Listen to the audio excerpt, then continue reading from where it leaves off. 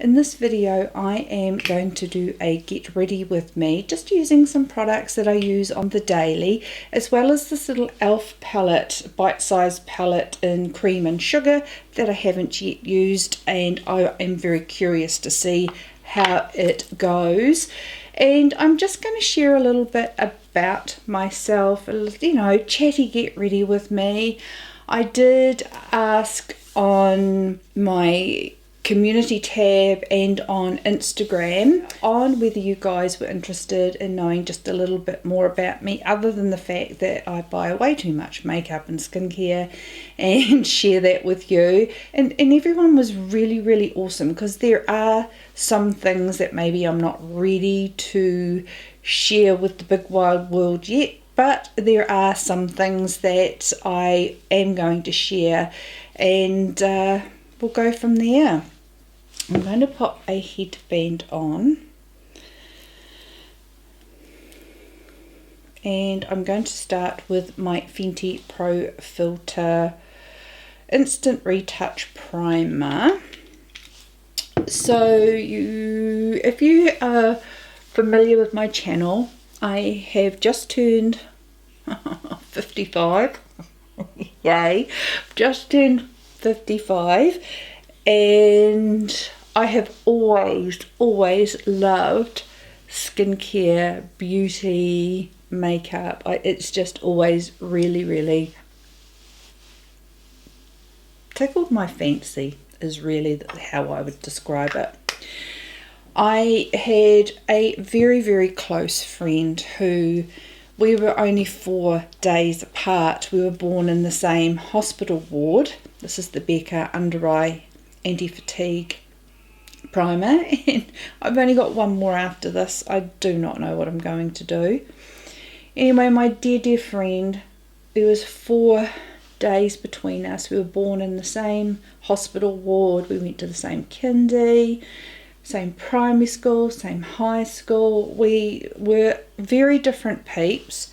We came from quite similar hard backgrounds, and I always say this beautiful person was my soulmate.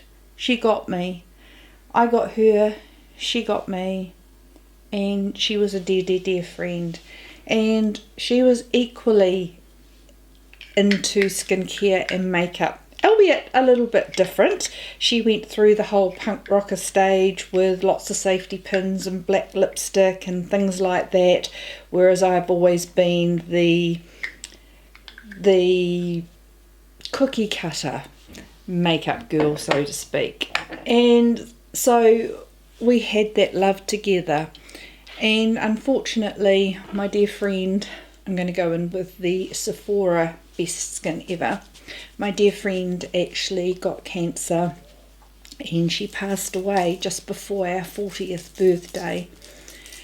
And it was really tough. She didn't have family. She had her brothers, and it was really tough. When she was in the hospice, I would go from work. My kids were little. She was my daughter's godmother.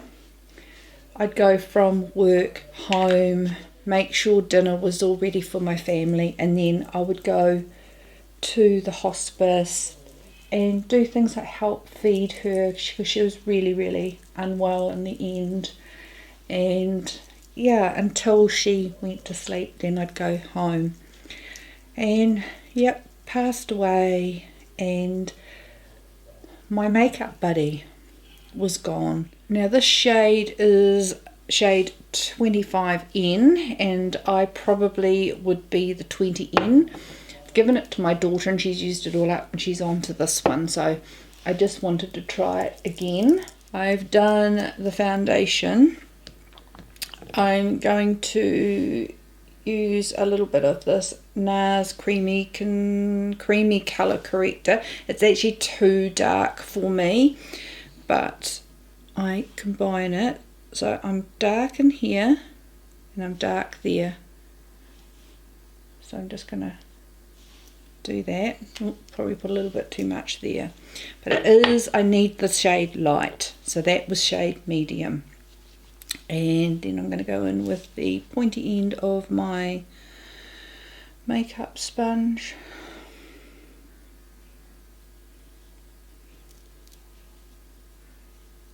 And just blend that in. So, talking about my wee dear friend. So, I lost that connection with someone who was really into makeup, along with so many other things. As I said, she was my soulmate, and I could discuss anything at all with this beautiful person, and it didn't matter what it was. There was no judgment. There was advice, but there was no judgment. And if I needed a kick up the bum with some things, she gave me that proverbial kick up the bum. But she was my support system. And I know that it should be my hubby. He would be my next person in line. But my dear friend was just that person. I could talk to her about anything, not fear that I was being judged, get good advice, and I miss that. Next is my Hourglass Diffused Light for setting under the eyes. So I toddled on pretty much with life, and at the age of 50, not having my darling friend to bounce off, I really hit a wall. A lot of things happened to me over the years, and I did hit that proverbial wall. I'm going to go in with the Kat Von D Lock-It Translucent Powder. I don't use this very often. I normally use it for baking, but I've run out of my Huda pound cake, and I'm just going to put this all over my face. And the lead up to that little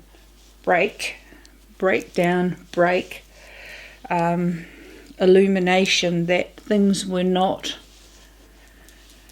as they seem. So just putting that in, taking a brush to brush off the excess. Lead up to me really discovering that things weren't as they seem was an accumulation of a lot of things. The best way I can describe it when I finally did go and talk to somebody was that I felt like a ghetto. One of my favourite cakes is it Black Forest Ghetto, and I just felt like we'd had the layers of the cake, and then someone popped a cherry on top, and it was just the final straw, and the whole cake just slid off the plate. And that's really how I felt at the time. And the reason I have felt the need, the reason I felt compelled to film a video like this was a news article about a lovely, I'm just using my palette that I use every day because I'm trying to use these up, and it's the Makeup Geek Contour in Complicated. And I read a news article about one of our reporters here in New Zealand who had a baby that was stillborn. And just sort of, it didn't trigger me, it just sort of spoke to me. And I thought, I can remember at the time I had a lot of issues. I spoke to somebody I didn't know very well about my experience, and I'll get to it, and she had gone through exactly the same thing. And I thought, wow, this is far more common than I realise, and a lot of women go through this, but we don't talk about it. And I have got two beautiful, lovely children now.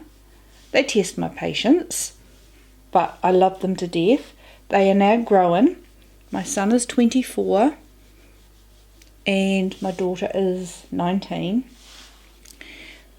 But I had a hell of a job getting those kids. I'm now going to move on to a palette that I'm not sure if I'm going to pass on or not, so I've been using it a lot to see what I think. And the reason I've been thinking that is that Charlotte Tilbury has just brought out a new range with another similar palette to this, and I'm not going to buy that because I haven't been reaching for this, but it inspired me to pop this out and see if I was going to get use out of it more. We didn't start having a family or start trying for a family until I was 28, and I had no troubles at all getting pregnant. I'm using the bronzer. No trouble at all. Now, our first baby, we got to 18 weeks for our first scan. We were so excited, and we had like I'm going to say a mini scan. It wasn't the proper scan we go to the hospital to have, but I was going through a specialist because I have a bleeding disorder. I have von Willebrand's disease, which is vascular haemophilia, and I do have a tendency to bleed more, especially under certain circumstances. So I did go through a obstetrician for my pregnancies in case there were any complications that would arise from that. And she did a wee scan in her office and wasn't sure if we were having twins or not, because it looked like in her little scan there was a baby and maybe a baby behind, because there was a shadow and then the shape of another head, and it looked like there was another bubby behind. By the time we went to have the next follow-up scan at the hospital, we were sort of panicking, thinking, oh my God, are we having one or are we having two? And that was the only thing on our mind. This was our first child, and that was our concern. Are we having one or are we having two? Well, we're in the room, and that's what we were thinking we're going to get told, and the young lady says she needs to leave the room, and she comes back with a superior, and we weren't looking for anything else. We were trying to see, was there one or was there two? And when she came back with a superior, there was actually no heartbeat, and they had to tell us that the bubby that we had passed away in between the two scans. And it wasn't another baby hiding behind, but it looked like our wee bub had complications and had fluid on the brain, which is why it looked like there were two bubbies. So because I was over that mark, I had to be induced and give birth to this little cherub, and it was God's blessing that she passed in my tummy, because she had Down syndrome and she had cystic hygroma and a club foot, and so she was quite challenged. And when she was born, she didn't look human, the poor wee soul. Her head was as large as the rest of her body, and it was a blessing that we didn't have to decide. It was decided for us. So that was baby number one, a wee girl. We named her Kelly, and it was quite traumatic. I'm going to go in actually with the pinky shade today. I've been using this shade a lot, but I'm going to go in with the pinky shade. So that was baby number one. Now the saving grace for me is that it didn't take me long to get pregnant. I was hard on my body, and I really wanted to have a baby. I had delayed having a baby till my late 20s because we wanted to be financially secure. We worked really hard. We had 2 jobs each to get our mortgage paid down, and decided it was time. But we had put it off. We'd been married for 6 years. So didn't take long. Within 6 to 8 weeks I was pregnant again, and this time round I got to 14 weeks and went off. I was starting to have regular scans with my obstetrician. Don't know if I liked that pink blush, it's very highlighty. And I got to 14 weeks and the pregnancy was terminating itself in what was called a molar pregnancy, where all the cells just went haywire. So that ended in a miscarriage just after 14 weeks. So in June 1994 we had Kelly, and then we went on to have 3 more miscarriages, and then in 1995, this is how quickly I got pregnant. I'm sure my hubby just needed to wag at me and I got pregnant. And in 1995 I got pregnant and it seemed to be going really, really well. So this was pregnancy number 5.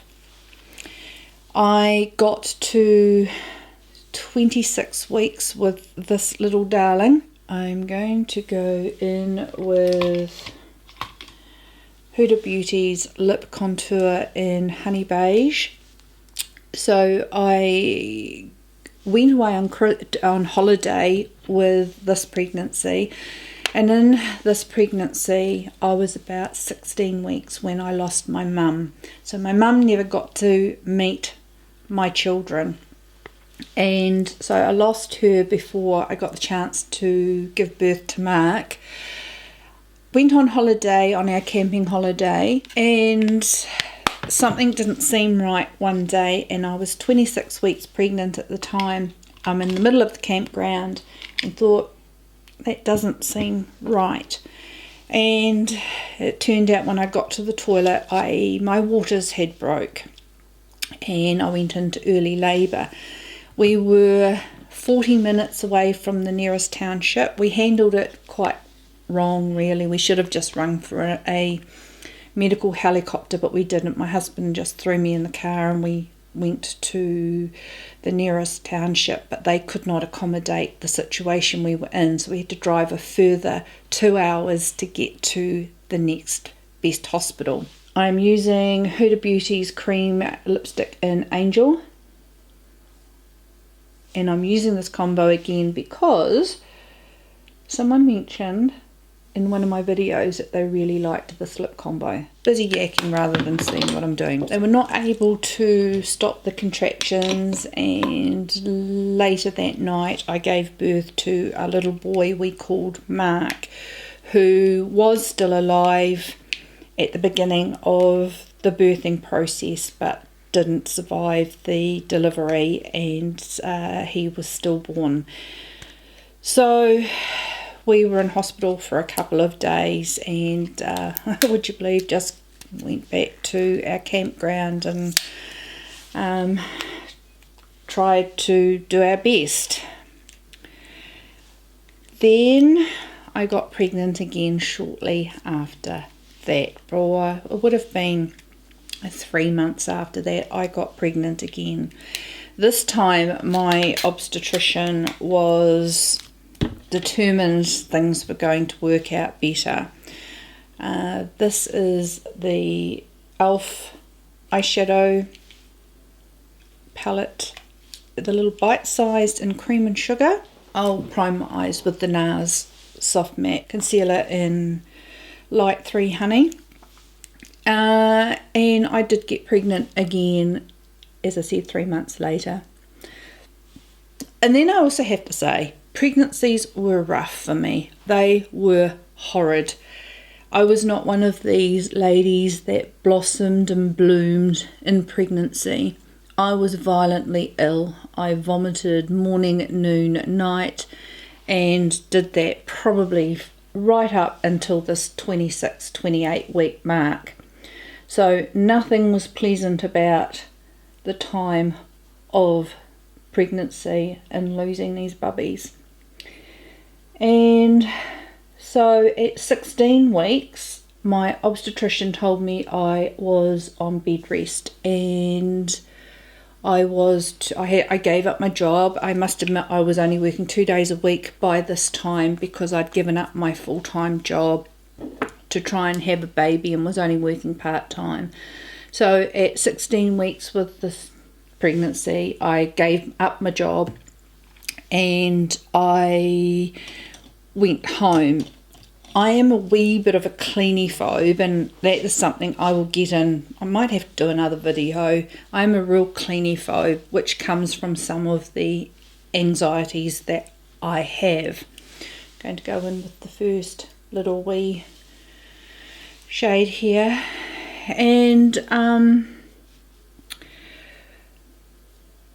I thought I was resting. I was one of those people, I never stopped. I was always going. I was a little Energizer bunny, always cleaning, always doing things. And the more anxious I get, the more cleaning I do. I am a shocker. And after some therapy, I realised it's because by cleaning and by having things in order, I have control, and I didn't have control over how these pregnancies were going. So anyway, she found out that I wasn't bed resting, and she popped me into hospital and told me I was there until the 9 months was up. I mean, I was gutted, because at the time we had a beautiful girl living with us. She was my niece who came to live with us. It's another story. I might get it in this video. If not, it'll be a to be continued. And it was going to be tough on her living at home. She was 8 at this time. 7. No, she was 8 at this time. And that was going to be really hard, leaving her at home on her own, you know, with Andrew, for them to, you know, live life normally. So after 2 weeks of me being in hospital, thinking I was there till the end, my obstetrician came in to me and she said, "Do you understand now the difference between my idea of bed rest compared to yours?" And I had to say, "Yes, I do." And she said, "Well, I'm going to let you go home as long as you can promise me that that is what you are going to do." Now, I have been yakking too much and haven't done my brows, so let's do those. So I went home and I was very good for the rest of it. I also was having steroid injections every 2 weeks in case I did go into labour again, and the bubby had more chance of survival. We're a wee bit different, and I was on bed rest. I was lucky enough to have that baby boy at term.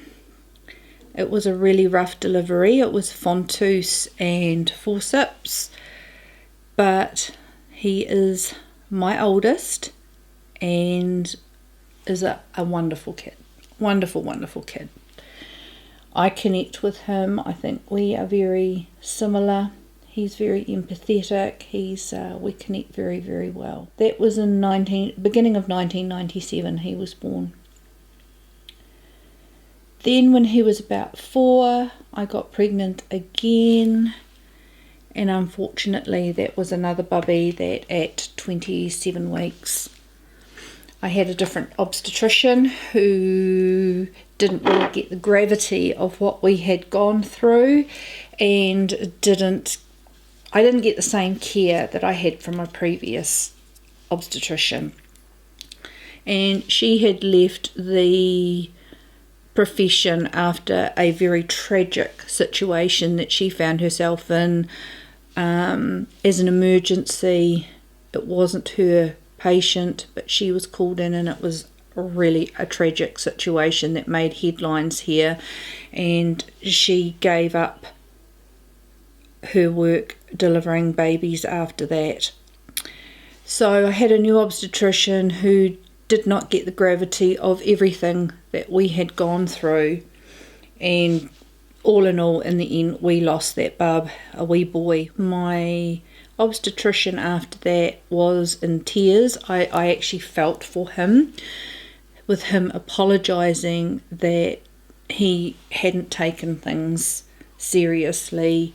The midwife hadn't, when I had rung to say that I was having these pains and contractions, and she said, well, you're too early. And I says, but this has happened before and it feels so similar, but fobbed me off. But the next day was when I went into labour again and lost that wee cherub as well. And it was like, I can't do this again, I can't do this again.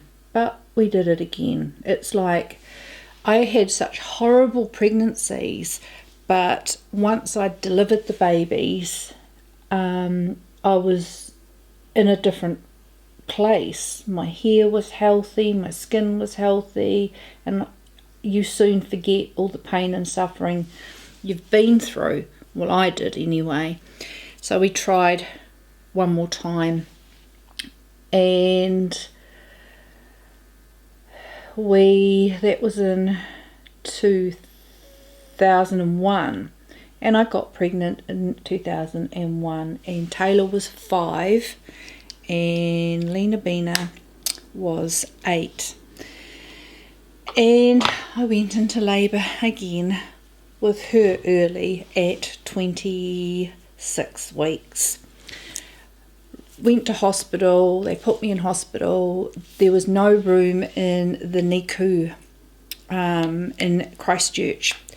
So they decided that they were going to fly me to Auckland in case I needed the neonatal unit. So my husband had 20 minutes to get himself to the hospital because they couldn't stop my contractions. I'm going in with the dark brown now, sorry guys.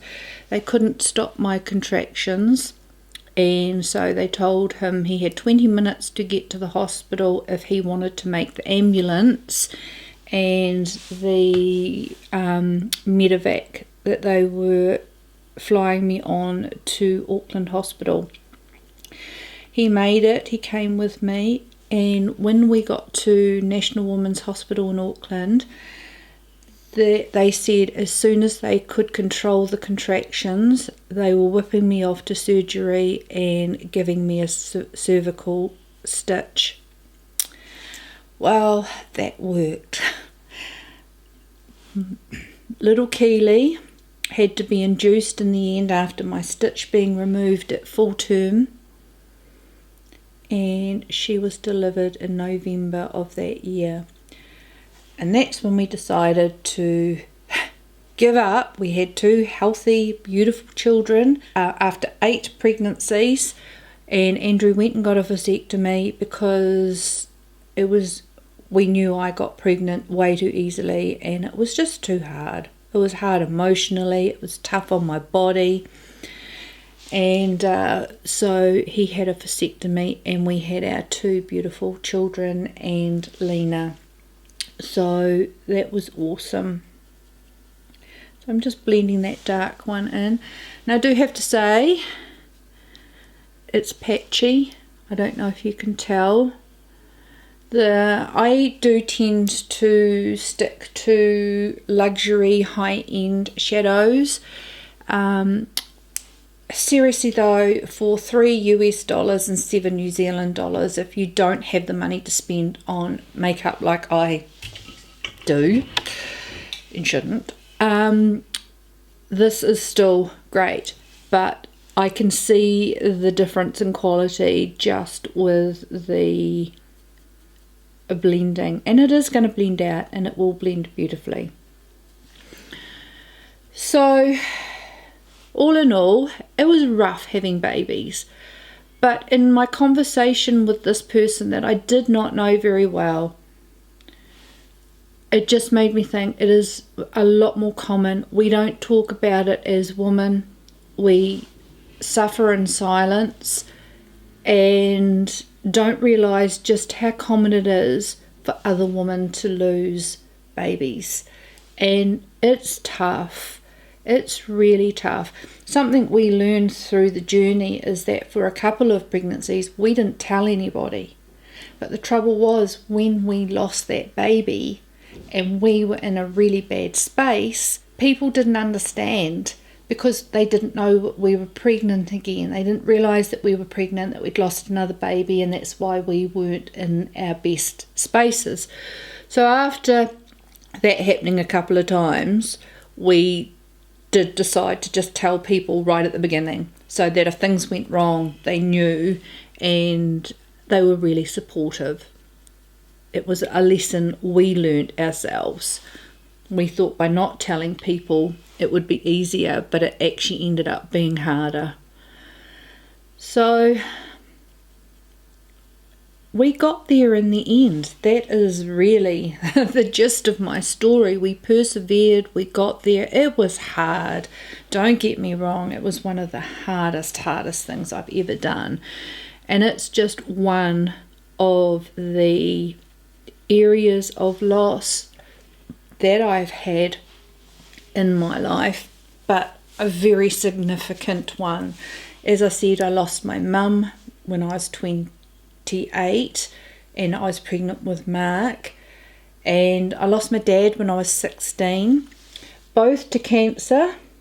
I don't know what type of cancer my dad had. My mum and dad weren't together at the time, and I had spent the last year of his life living with him, and I'm glad I did, because I got to know him. I got to know him as a loving dad. My mum and dad had a very, very volatile marriage, very, very violent, and my dad left when I was 9. So I went to live with him when I was 15, and he passed away when I was 16. Thankfully, it wasn't the cancer that took him. He died to the day the doctors had given him 12 months. To the day he died, but of a cerebral brain hemorrhage. So the doctor did say to me it was a blessing for my dad, because his cancer wasn't going to be pleasant.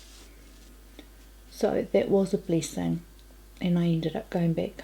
No, I didn't. Another story. My mum was very hurt that I'd gone to live with my dad, who was an alcoholic, and she was quite a Christian woman, and didn't really want me home when he died.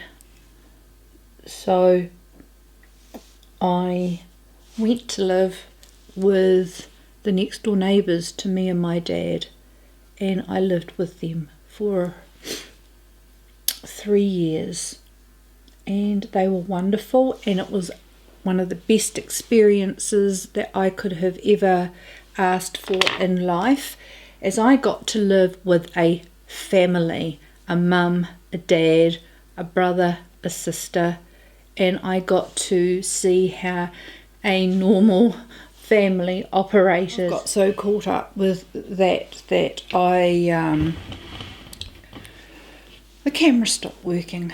The next really huge loss I had was, and this is going to get told totally different to how I did before, and I'm having to go back. I had to go back in with this because this brown on the side is just so patchy.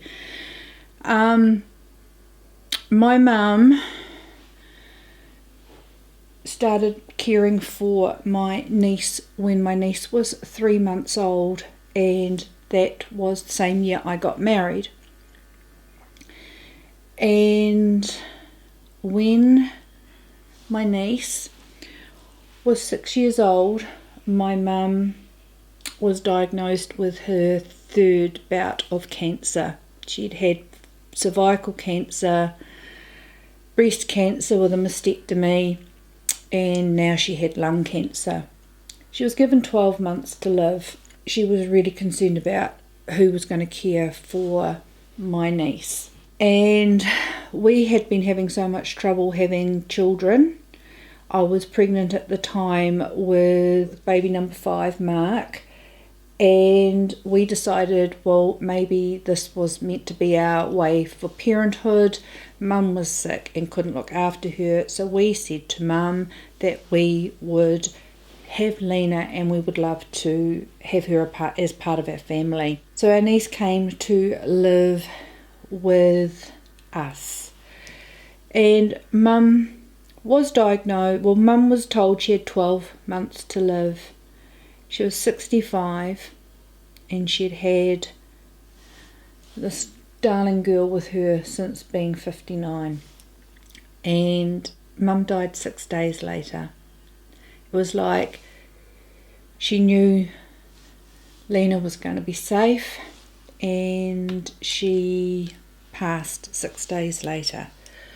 So it was huge. I was pregnant, hadn't had a baby of my own yet. We'd just taken custody of a 6-year-old girl who had a lot of problems, but they weren't problems of her doing, they were problems of her circumstance. And my mum had just died, so I now had no parents. We had this 6-year-old that we had to learn how to be parents of. And yeah, it was challenging times, but she just a beautiful, beautiful soul. Now, her mum came to live with my family when she was 10 months old and I was 3. She came from a challenging background herself. Whether it was the right thing that should have ever happened in her life, I don't know, because she had a terrible, terrible life. I love my sister to bits. I call her my sister because she is so amazing. She just had an awful, awful life. My mum had a terrible upbringing, an upbringing that no child should ever have in their life, but had a lot of anger, and I don't know why, but my poor sister wore the brunt of a lot of that anger. I'm going to take Wayne Goss Rich Hazel eyeliner. When Lena was 12, and we had just had Keely, so I had Taylor was 5, Lena was 12, and Keely had just been born. She wanted to go back and live with her mum, and she hadn't been with her mum since she was 3 months old, and we were really apprehensive. And I know I've had counselling, and they've told me that in no way should I take it on, but I'm sorry, we were the adults and she was only 12, and we should have said no, you've got a home here. She was challenging, she was going through puberty and was really throwing everything at us, but we were advised if that's what she wants, she should go back and live with her mum. Now, she called us mum and dad, and we still had a really good, she was our daughter as such. But at the time, health advice we got, they were concerned that her acting out might lead to her hurting Keely, and Keely was just a newborn. So with negotiations, we let her go back home to her mum. And she said she called us, she said, Mum and Dad, I love you, but I just want to go and be with my mum. And what any child ever wants. Now, I love my sister, but at the time was not the time to send Lena back home to her. She, as I said, had an awful life. She has turned her life around, and she is one of the most amazing women I know. She would get the shirt off her back. My husband, just can't believe how strong she is. But she's one of those poor people that if they're going to get thrown a pile of dog poo at them, it's going to be her. She's just one of those unfortunate people that don't have luck in life. Anyway, Lena went back to live with her, and through the next couple of years, it was probably really hard on my sister, and she never said anything. She just carried on, and she had a lot of issues herself because of her horrible childhood. Horrible childhood. I'm going to use this beautiful glue pen that I love so much. Anyway, when Lena was 14, She was elsewhere at the time, living elsewhere. And her mum was in a psychiatric facility getting help for so many things. But Lena wasn't aware of that. We were away at the time. We were away and non-contactable. And when we finally were contacted, Lena had committed suicide on her mother's birthday because she couldn't get hold of her mother. She assumed her mother was avoiding her, which wasn't the case. And Lena, at the tender age of 14, took her own life. And I still feel responsibility for that today, even though I've been told I shouldn't, but I do. We were the adults and we should have stepped up. So it is a lot of loss in my life to have both parents go, to lose 6 babies, my best friend at 39, but the most tragic being Lena, because that was avoidable. It was so avoidable in hindsight. I do have to say though, someone stood up at the funeral and made this big speech about adults listening to their children.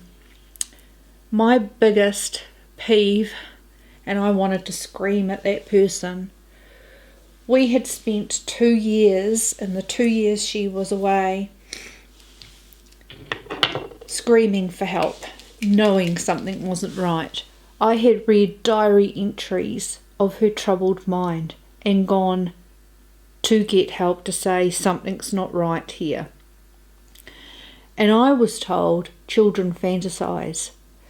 Children do not fantasize about their deaths, and I should have jumped up more. But we were jumping. We went to everywhere, and there was a real gap in the mental health area. You could get mental health for children and adults, but adolescents, there's a huge gap.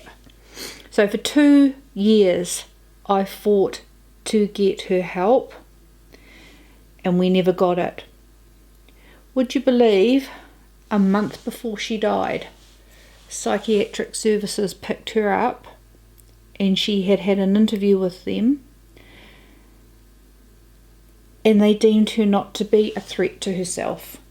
1 month before she took her own life.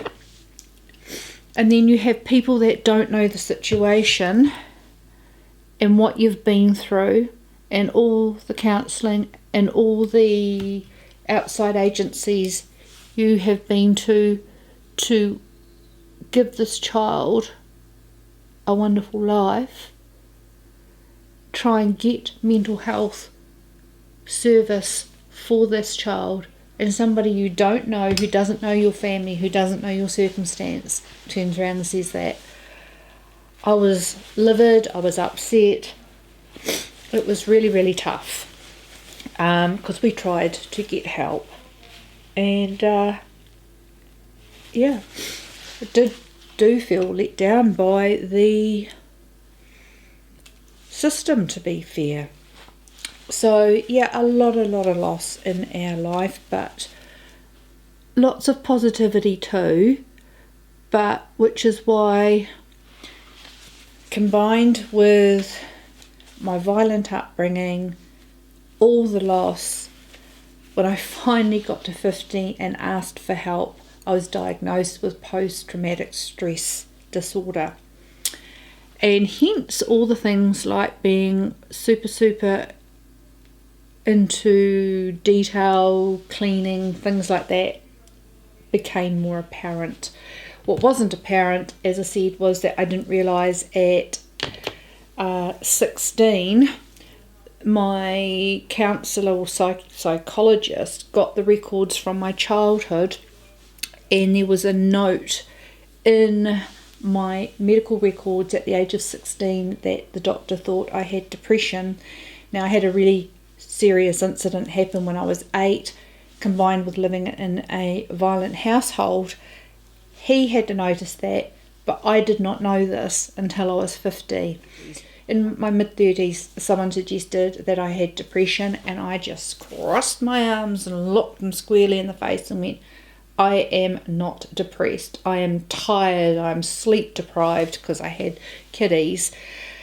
I should have taken more on board, because when I hit the wall, man, I hit the wall.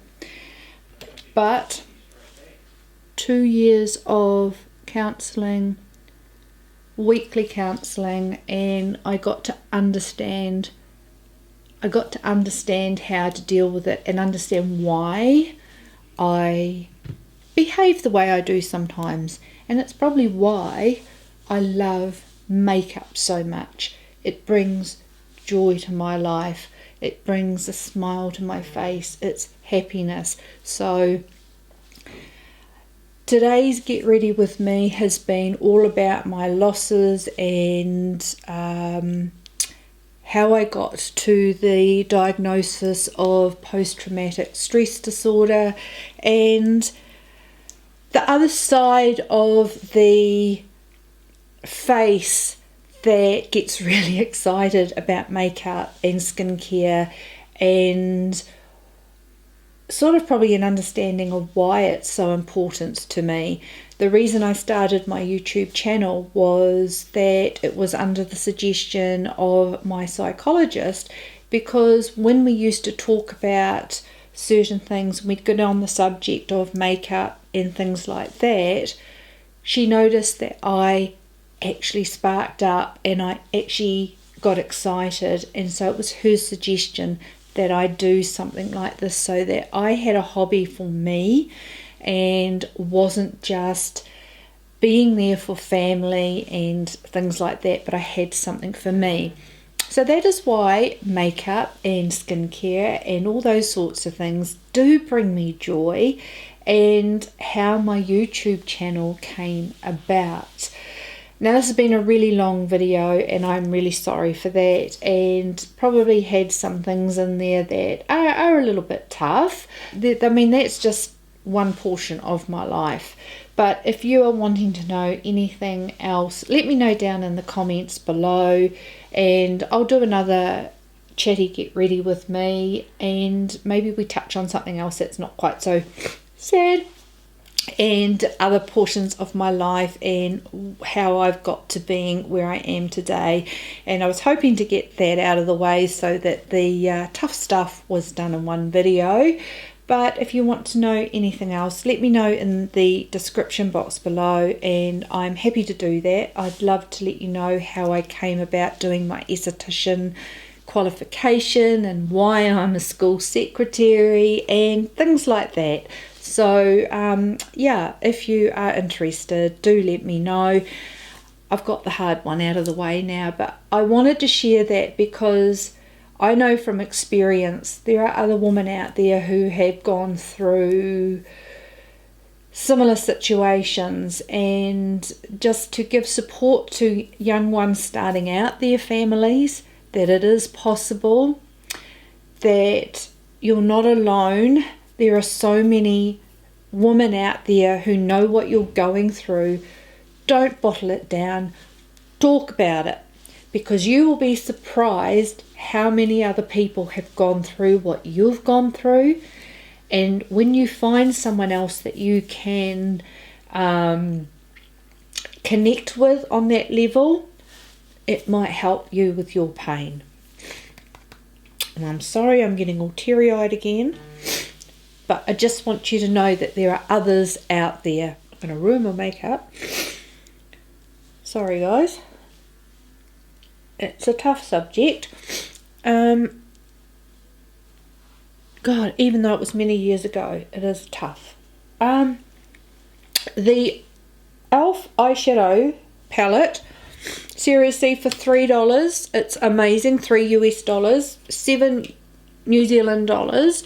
It actually ended up being okay in the end. I did have trouble with it, the dark brown out here being patchy, but I swapped the type of brush I was using and was able to fix it up.